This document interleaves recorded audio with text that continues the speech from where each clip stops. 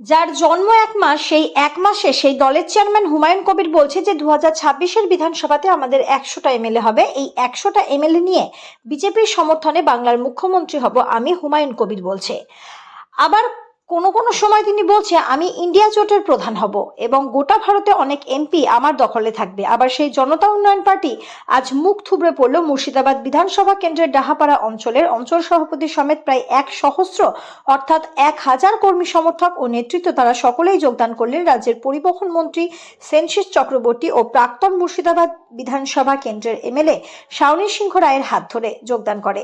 এবং অঞ্চল সভাপতি বলেন, আমরা এক অন্য আশায় গিয়েছিলাম, কিন্তু দেখলাম জনতার উন্নয়ন পার্টির চেয়ারম্যান হুমায়ুন কবির তিনি প্রকাশ্যে বিজেপির সঙ্গ নিয়ে পশ্চিমবঙ্গ দখল করব বলছে। কখনো দেখছি সিপিএম এর রাজ্য সম্পাদক মোহাম্মদ সেলিমের সঙ্গে উনি বৈঠক করছেন। আমরা বুঝে গেছি 2026-এর পর জনতা উন্নয়ন পার্টি বলে কোনো দল বাংলাতে থাকবে না, এটা আমরা বুঝে গেলাম। তাই আমরা আমাদের পুরনো দল তৃণমূল কংগ্রেসেই যোগদান করলাম।